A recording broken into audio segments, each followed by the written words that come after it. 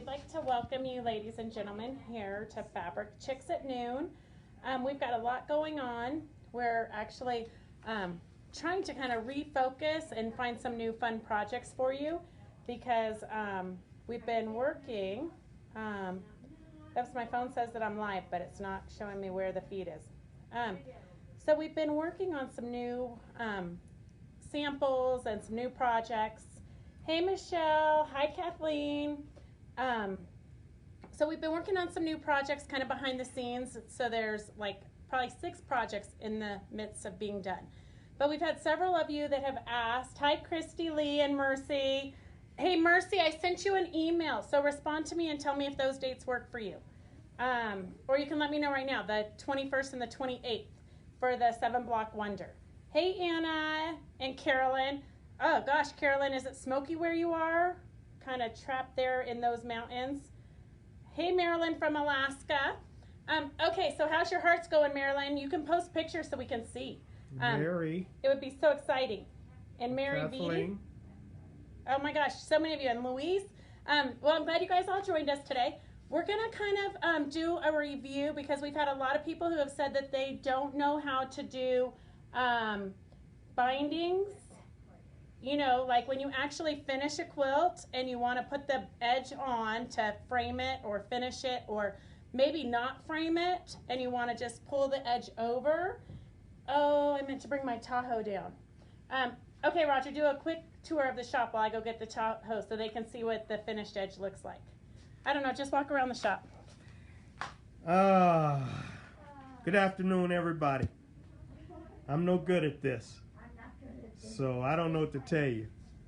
Most of you ladies have been in the shop, but I'll do what Beth told me to do, and if you see anything that maybe you haven't seen in a while, might get your interest. Okay, so we're going to do a split. Moving around this camera, obviously it's hard to focus. Right. I'll move slow. So I'm going to put. Maybe I need to move slower, ladies. Thank you, Michelle. Okay. Oh, Ready she's again. back. Thank God. You did great. Okay. Okay, sorry about that, Woo. girls. Okay, We're back. we saved the iPad from hitting the ground. Okay, so there's 3 different, well, I'm sure that there's more than 3 different ways of doing bindings, but most of you, there's 3 most common ways of doing binding.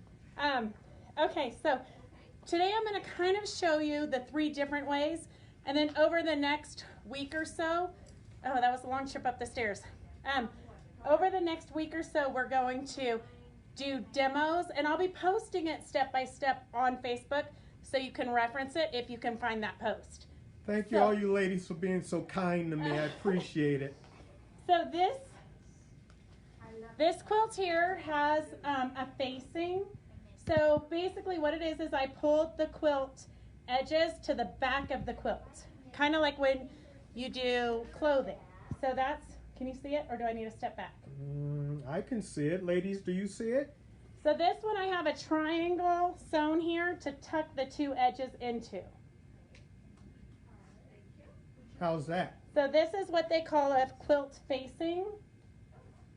And then, and every time I do a quilt facing on a quilt, I actually have to do like a YouTube, search for a YouTube video. So that's what I did today. But it was a different technique. So I'll show you, and I'm not so sure about it, although I do think it will work, but it's where you're actually fusing the fabric that you're turning over. And then this is what, oops, there goes my phone. This is what we call a flange binding. So you actually have 2 pieces of fabric that you sew together to create the accent. So we got the little fall color here, which is your accent flange. So you sew that onto the back of the quilt. So it's opposite your usual binding. You sew it to the back of your quilt, then you pull it over to the front, and then you stitch in the ditch right between the black and the fall fabric. So it just gives your quilt kind of a pop of color. And we'll do this one next week maybe. But so this is when I say you sew your two fabrics together, your accent fabric is bigger, and you could make it as big as you want it. But I typically just do kind of a small one because I don't want it to overwhelm the quilt. So you sew the two strips together just like you would if you were piecing a quilt. You sew it all the whole length of your binding, and then you iron it over, and when you iron it, whichever one is bigger is going to hang over onto your smaller one. Then when you attach it to your quilt, you just sew it regular on the back side. So you do get this sewing stitch. Roger's shaking his head. I must be moving too much. Okay, what are their comments? Do they need me to slow down or did they get it? Anna said it's great job. Anna simply says great job. Thank you, Anna. Okay, so Lynn Jenkins, she loves, I'm going to tell you a little secret about her. She loves the flange binding, she said here, but she actually pays her long armor to sew her bindings on because that's the part of the quilting she doesn't like. So there's always some part of the quilting process that you don't like. So if you can pay somebody to do it, I definitely recommend it because life's too short to sew on bindings if you don't enjoy it. But this is the flange, and I'll show you this probably next week. I'll find a quilt that we can do flange binding on. But it just adds a pop of color, and it's completely done by machine. So if you're having arthritis problems or anything like that, the flange binding is super quick and easy. And then this is the normal binding that you guys are used to. So this you just cut 2.5 inches. I like 2 1/4 so it doesn't get fat and sloppy. And if you're entering into shows, you probably want, I've had ladies that cut their binding as small as 1 7/8, but that's really hard to turn over and cover your seam line.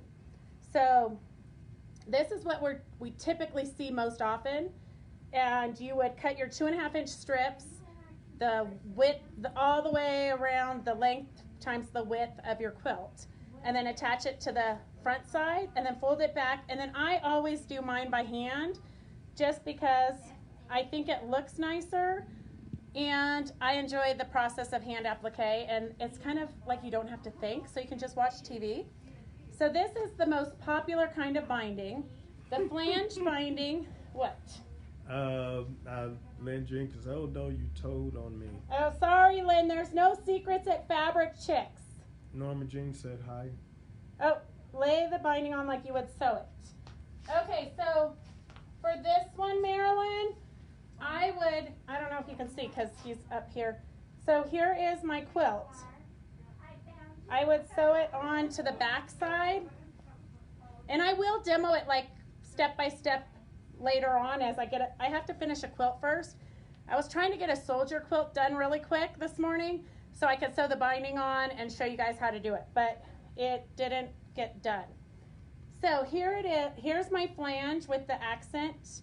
So I would sew it on to the wrong side, and I'd sew 1/4 inch right here, boom, boom, boom, boom. And then, once it's sewn on, I would pull it over to the front of the quilt like this, and then I would just stitch in the ditch in between the two fabrics. Okay, do that fold again for him, please. Okay, so I would stitch. If he could move the camera to me, I could do it on a table and it would lay more nicely. Okay, but he likes his tripod. So here I'm going to sew 1/4 inch. So I've lined up my binding, which is already ironed. I've lined it up with the edge of my quilt. And I'm going to sew 1/4 inch down here. I'm going to leave, honestly, if I was just starting the quilt, I would leave about 10 inches of a tail so that I could meet it over here. And we'll demo that meeting of it next week. So stay tuned. That's like a kind of a little thing to get you to come back next week. So I would lay it down here. I would sew 1/4 inch all the way around my whole quilt. When I get to the corners, I would miter them and do a 45-degree turn, which I'll show you when we do the whole quilt. Then after it's all done, I would flip it over like this and then sew right in the ditch. So we'll demo that whole process next week. But, okay. Lisa Russell is watching. Carolyn, it does. I do like the flange binding because it frames it really nice and it adds that little pop of color.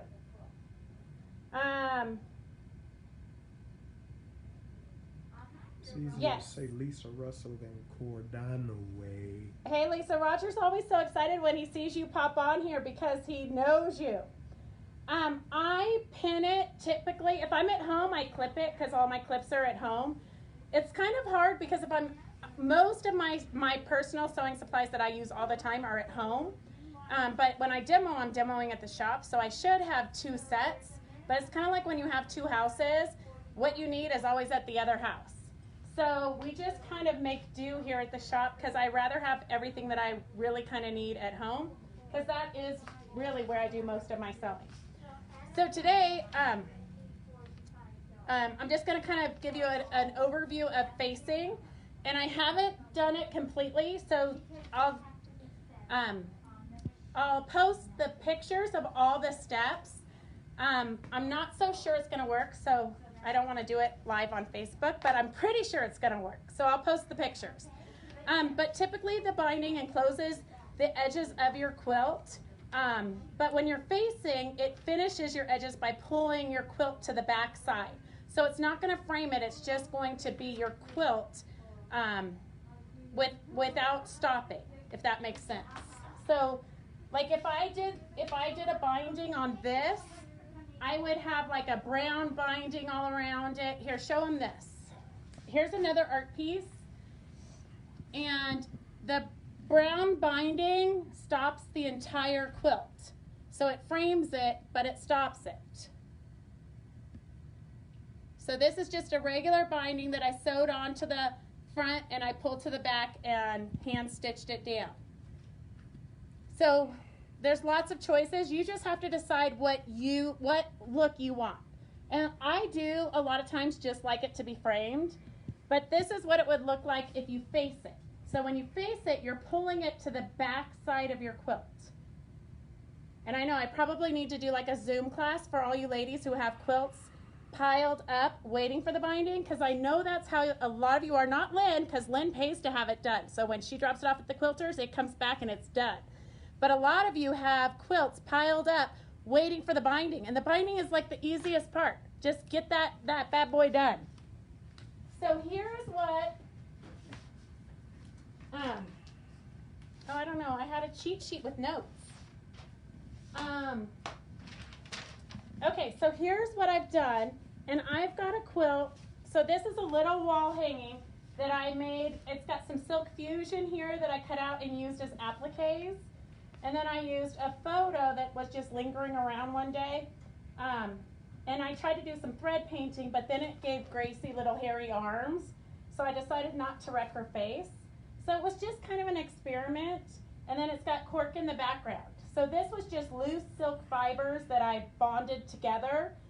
And then I've got some stuff pinned up so that when I'm done with the quilt binding, it will kind of hang off of the quilt. Oh, hi. That was an accident. Uh-oh. There we go. Okay. So, Mary Beatty, you are always telling Roger what a great job he's doing. That way he'll show back up to work, huh? Oh, she's there's always room for improvement. So anyway, so this binding that is it's going to also have a hanging sleeve. So this one right here, I cut it 9 inches tall and 1 inch less than my entire quilt. So 9 inches, and then I ironed it in half here. And then the directions that I'm using this time, and I can't tell if I'm going to like them or not, but I'm going to experiment, and I don't really care about this piece. It's not going to go into a show or anything, so that's a good one to experiment with. So I've got fusible here, and then fusible on the edges. So I'm going to go upstairs after we're done, and so these are all folded in half. So they were 4 inches. 4 inches by the width and length of the quilt. So I've ironed it in half with the right sides out, and then I'm going to sew it to, just like this, to the right side of my quilt. And then I think what's going to happen, and I haven't tried it so I'm not sure, but I think as soon as I sew all the way around the edges, I'll be able to flip it inside out and then iron it, and then I won't have to do any hand stitching. So on this one here, you can see when I flipped it, I still had to hand stitch it down. So I think the fusible is going to just take that step of hand stitching out, but I'm not positive. So I'm going to go experiment with that, and then I'll post the results on Facebook later today. Do you guys have any questions? And you can always post in the comments questions, and I will try to answer them as I get to them. Okay, Ann Lindenmeyer, which binding demo do you want? Let me know, and then I'll make sure that you're there. Marilyn, I'm with you. I like the bindings. The bindings is like that final step where you're like, oh my gosh, I just finished this great project. So for all of you who are sitting on stacks of quilts waiting for the bindings, just do it. You'll be amazed at how good it feels. All right, do you girls have any other questions? Friday, we are not going to do our sale because we're still, if you look at the room, we're still trying to get bags out from last week. So Friday, we are going to be interviewing Lorraine Turner. And so write down your questions that you have for Lorraine. We're doing live with Lorraine at noon. And she's going to be showing us and telling us about the process of her new fabric line migration, which will be coming out in January. And I'm kind of excited because I don't know what kind of projects we're going to do with it, but we've got 6 months to think about it. So think about your questions that you want to ask Lorraine, and that will be this Friday at noon. And then, okay, Ann, I will do that one next so that I can show you how to do it. And then also, next Wednesday, the 9th, mark your calendars, because Penny Barger and Peggy Cato are going to join us live to show us a raw edge applique technique. So next Wednesday is going to be a fun one, and Friday is going to be a fun one. Mark your calendars, and we will see you on Friday at noon. Have a good day and a half quilting or sewing or doing something exciting. See you later. Can you Bye, press? ladies.